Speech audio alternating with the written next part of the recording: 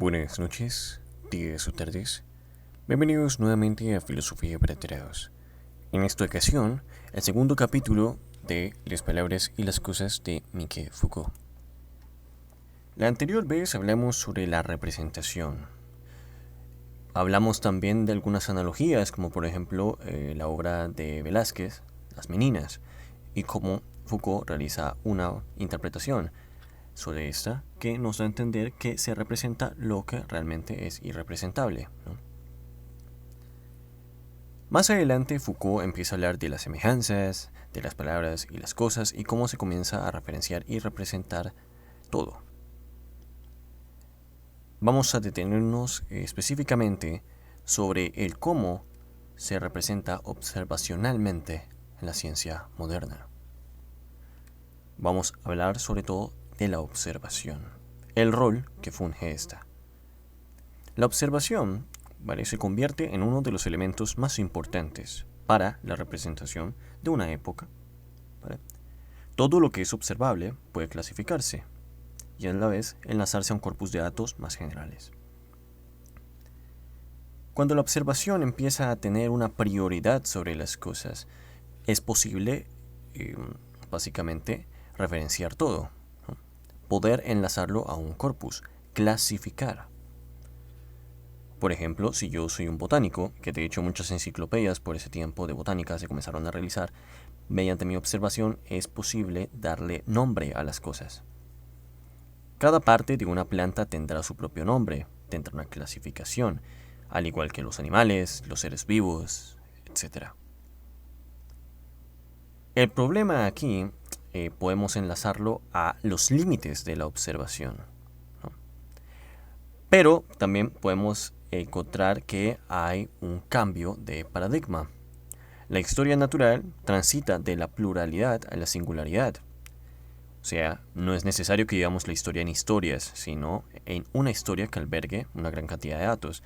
Las enciclopedias, que están llenas de datos, de clasificaciones, comienzan a preponderar. Por ejemplo, Diderot es un caso muy específico que usa Foucault. Las enciclopedias botánicas, las científicas, las de anatomía, empiezan a desarrollarse por la observación, porque se le da esa prioridad. Gracias a la observación es posible representar el mundo.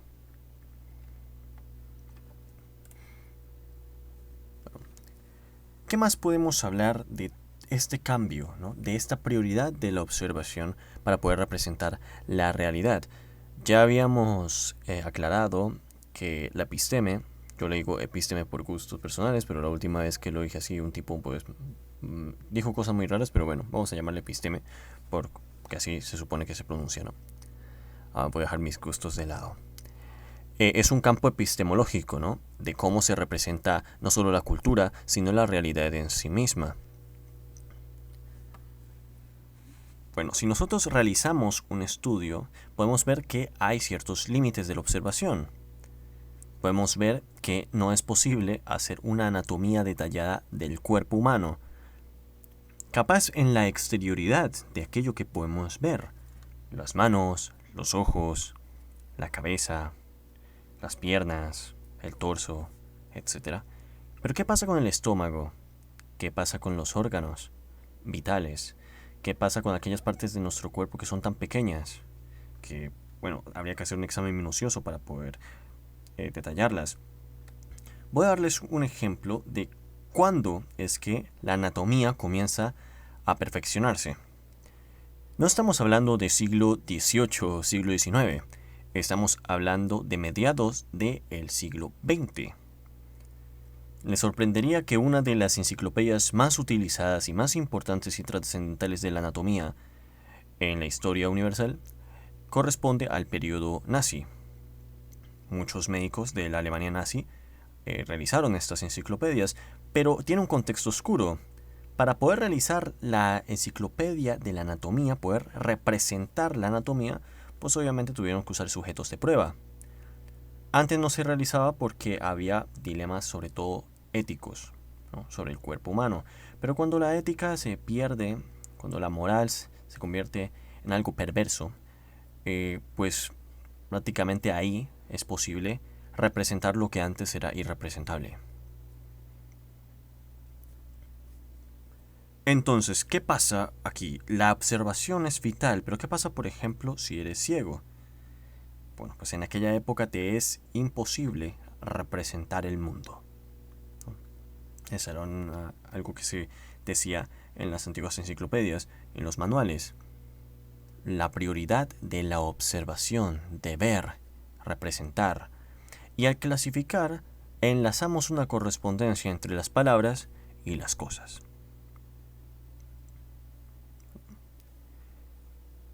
Foucault promueve una manera de poder reconstruir estos conocimientos y poder entenderlos en su contexto. Básicamente a partir de una arqueología que realmente en el inicio de esta obra de las palabras y las cosas él dice que va a continuar, ¿no?, con lo que viene siendo la arqueología del saber. De esta parte del libro que compete más o menos como la mitad, ¿no?, hasta hemos atravesado diferentes partes, ejemplos, analogías. Foucault también juega un poco con la literatura. Podemos deducir dos conceptos clave para poder entender la representación en la modernidad: la clasificación, que ya hemos hablado, y la descripción. La clasificación, pues, hace parte de la conclusión de la representación de un objeto. Se simboliza en palabras, ¿no? Ya he dicho, se referencia las palabras, se traza una correspondencia entre las palabras y las cosas. De tal manera que pues, las palabras se utilizan para clasificar las cosas en diferentes categorías, también con diferentes elementos de contextualización, contenido y así. La clasificación pues, es fundamental, ¿no?, para entender pues, la ciencia natural y la ciencia per se, en lo que Foucault denomina la época clásica, que ya en el anterior capítulo pues expliqué un poco el cómo se diferencia esta época clásica de la que normalmente se conoce en la historia, ¿no?, en el campo de la historia. Bueno, ese cambio epistemológico, pues, cabe recalcar que, pues, obviamente forja los cimientos, ¿no?, de la ciencia moderna, de la experimentación también, de todo lo que nosotros conocemos como ciencia a partir de, pues, la clasificación. Y obviamente también en las enciclopedias no solo hay clasificación, la clasificación debe tener una descripción. La descripción pues es aquello que surge de la observación. Obviamente nosotros para poder escribir algo tenemos que observarlo, ¿no? Entonces se representa un objeto y a partir de esa representación, que solo se puede llevar a cabo con la observación, se describe la cosa. Por ejemplo, las enciclopedias botánicas que yo mencioné anteriormente, pues no solamente se encargan de clasificar por nombres pues todas las plantas, sino de describirlas completamente. O sea, albergaban descripciones de todos los elementos, partes y demás que correspondieran a ese objeto, a ese ser vivo, ¿no?, las plantas. Pero esta descripción, pues como había mencionado, pues se limita a la observación. Lo que no puede observarse en esta época no puede ser descrito, ¿no? Esto cambiaría obviamente pues a partir del tiempo, ¿no? Siglo XIX, siglo XX, ¿no? Pero hay que resaltar algo muy importante, ¿no?, que es, por ejemplo, las herramientas y experimentos, sobre todo los artefactos que comienzan a desarrollarse para poder ir más allá de los límites de la observación, ¿no?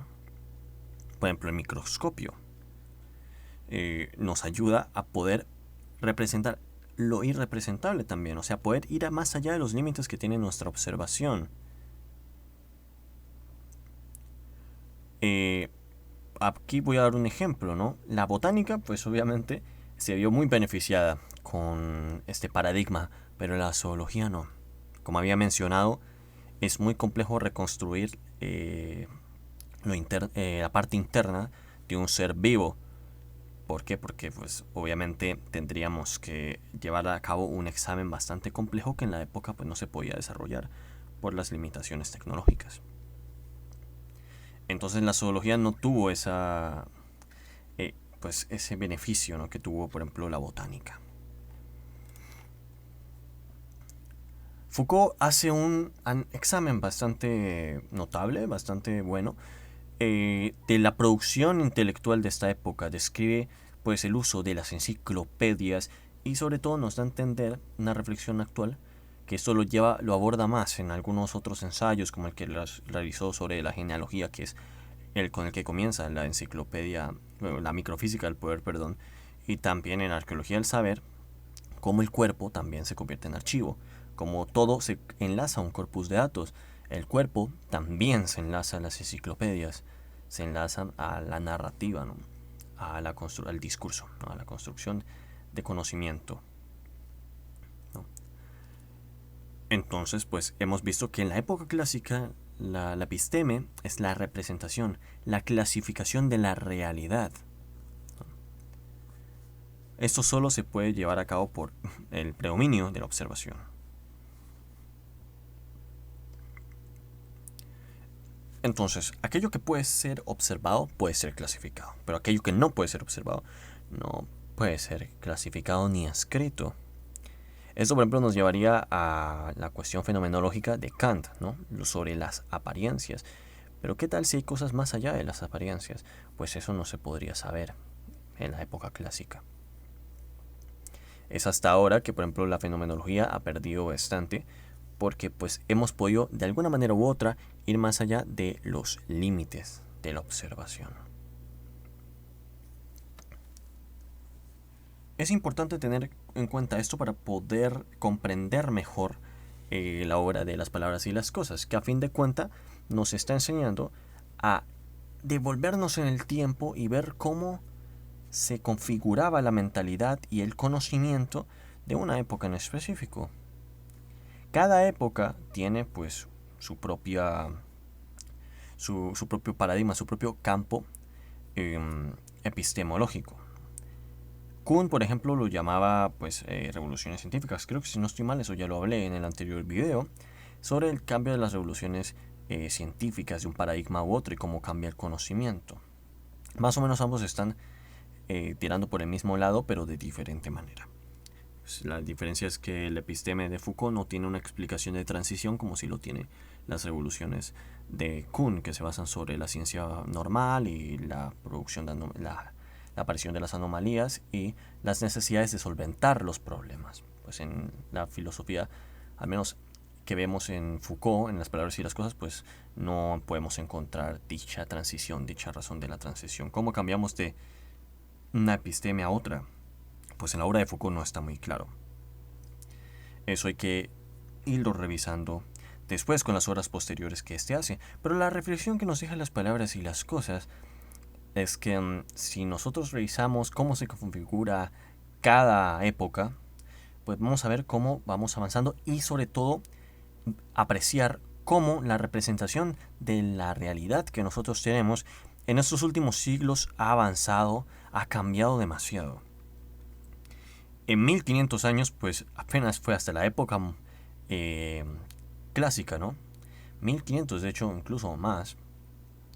Pues hasta la época clásica hemos podido ver que esta observación lleva a la clasificación y a la producción de conocimiento, de entendimiento de las cosas, poder clasificarlas con las palabras, poder darle nombre, identidad a absolutamente todo.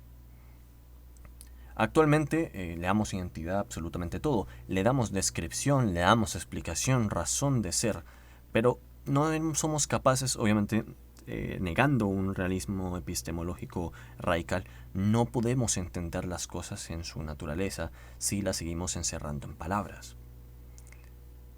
Es como la cárcel del lenguaje, ¿no? La representación es un concepto muy clave, ¿no? Esto también ocurre con el arte, ¿no? ¿Qué es lo fascinante que tiene, por ejemplo, el arte? Al menos en esta época, que representa lo que antes no se podía representar. Por ejemplo, tú podrías ser amenazado del purgatorio, ¿no? Pero de ir al purgatorio. Pero ¿cómo es el purgatorio? ¿Cómo es? Se puede representar, el arte se encargaba de ello. Todas las pinturas que representan el purgatorio, el sufrimiento, el castigo, genera las afecciones porque estás representando lo que es irrepresentable. Generas ese miedo, generas esas emocionalidades en las personas que ya son capaces de representar algo como esto, que antes no era posible, ¿no? Cuando se empieza a representar en imágenes, en el arte, en la escritura también, ¿no? En la observación de las cosas.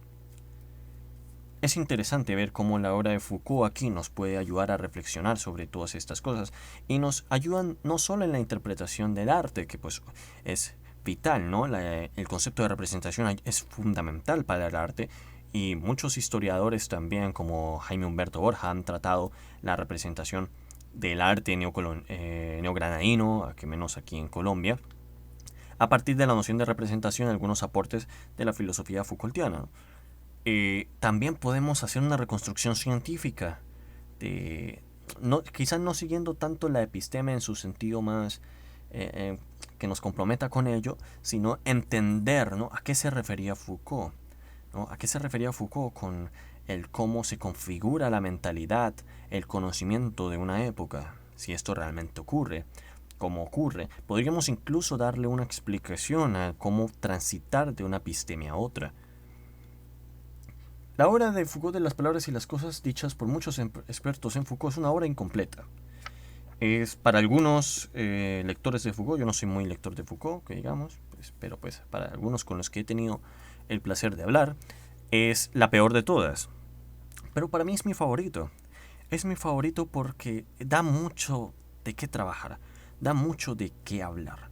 Para algunos no les gusta porque es como esa parte estructuralista de Foucault, esa parte que quizá no era tan atrevida, que quizá no era tan innovadora. Pero tenemos que entender que es producto de su época, de su contextualización, de los primeros pasos que se están dando para el giro lingüístico, finales de los 60. Y pues tenemos que entender que es como los primeros pasos que da Foucault para poder estructurar su pensamiento, ¿no?, sus intereses. Y es un buen paso, es un buen libro que, bueno, tiene sus cosas, tiene sus limitaciones, sus críticas, pero nos ayuda a reflexionar, a pensar el pasado y el conocimiento en sí mismo, no solo mediante la ciencia, sino también mediante el arte, mediante el conocimiento popular, mediante la cultura, las religiones. Podemos englobar un montón de características a este estudio de la representación de una época o del cómo se representan las cosas, de cómo se entienden las cosas, cómo se simbolizan, cómo se trata de encontrar una similitud entre las palabras y las cosas, poder encasillarlas, clasificarlas, describir el objeto a favor de un uso práctico, ¿no? Es una de las cosas más importantes que nos deja las palabras y las cosas. Y quizá no siga yo analizando más este libro, quizá sea el último video que haga, porque siento que no es un libro que a mí me interese mucho darle un seguimiento muy profundo. Pero me gustaría al menos cerrar con esta reflexión, con este aprendizaje que hemos tenido hasta ahora, que es que nos abre las puertas. Nos abre las puertas para muchas cosas. Incluso si no seguimos la propia filosofía de Foucault o no seguimos al propio Foucault, nos abre mucho las puertas para poder dedicarnos a muchas clases de estudios y poder ver cómo pues se ha pensado el pasado. Sin más que decir, esto es todo. Toda la reflexión que yo tengo sobre esta obra. Y sé que hay muchas cosas más que él trabaja, pero pues para hacer un análisis muy detallado sobre esta obra, que es compleja, pese a que los lectores aciertos, no decir que todos lectores de Foucault no les gusta mucho, pues es una obra compleja de entender, es densa, es bastante pesadita, pero pues la recomiendo bastante para aquellos que les interesa bastante el pensamiento de Foucault y ver cómo se va dividiendo entre diferentes Foucaults, ¿no? Sin más que decir, les agradezco mucho por escucharme, por haberme acompañado y les deseo una feliz semana, una feliz noche si están viendo esto de noche y un feliz día si están viendo esto durante el día, que el sol es muy bonito, que yo lo sé. Hasta luego.